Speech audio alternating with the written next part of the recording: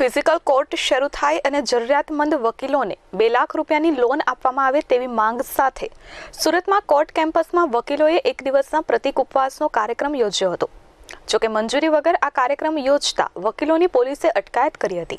કોરોનાના કારણે કોર્ટમાં ઓનલાઈનથી કામકાજ થઈ રહ્યું છે, ત્યારે ફિઝિકલી કોર્ટ શરૂ થાય અને જરૂરિયાતમંદ વકીલોને 2 લાખ રૂપિયાની લોન આપવાની માંગ સાથે સુરતમાં વકીલોએ એક દિવસના પ્રતિક ઉપવાસનો કાર્યક્રમ યોજ્યો હતો।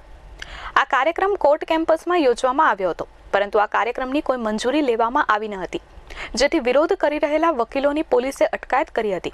વિરોધ કરી રહેલા વકીલોએ જણાવ્યું હતું કે આ અગાઉ પણ રજૂઆત કરાઈ હતી, પરંતુ આજ દિન સુધી કોઈ નિવેડો આવ્યો નથી અને હજુ પણ જો માંગ પૂરી નહીં થાય તો આંદોલન કરાશે। આ વિરોધ પ્રદર્શનમાં વકીલોની પાંખી હાજરી પણ જોવા મળી હતી। અને કોરોના કંટ્રોલ કરવાનું અને કોરોના કાબૂમાં રાખવાનું કોર્ટોય માત્ર ઠેકા લીધું છે, કોન્ટ્રાક્ટ લીધી છે। કોર્ટો ચાલુ કરે એટલે કોરોના વાયરસ વધી જાય, કોર્ટો બંધ થઈ જાય એટલે કોરોના વાયરસ કંટ્રોલમાં આવી ગયો એવું છે। એવું હોય તો તમે એનો એક સાયન્ટિફિક રીઝન અમને આપો।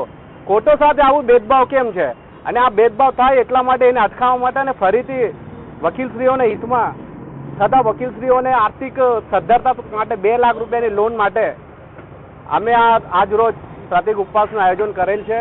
એવું નથી કે ડાયરેક્ટ અમે પ્રતિક ઉપવાસનું આયોજન કરેલા છે, એની પહેલાં પણ 3 થી 4 વખત અમે બાર કાઉન્સિલ ગુજરાતમાં સુરત બાર વકીલ મંડળમાં પણ અમે અરજી આપીને થાકી ગયેલા છે।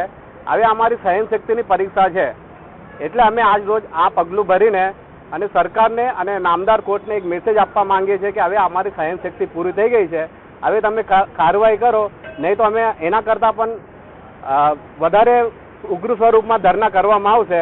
એની જે પણ ઘટના બનાવ બને એની આખી જવાબદારી સરકારની રહેશે। મયુર ઠક્કર, S24 ન્યૂઝ, સુરત।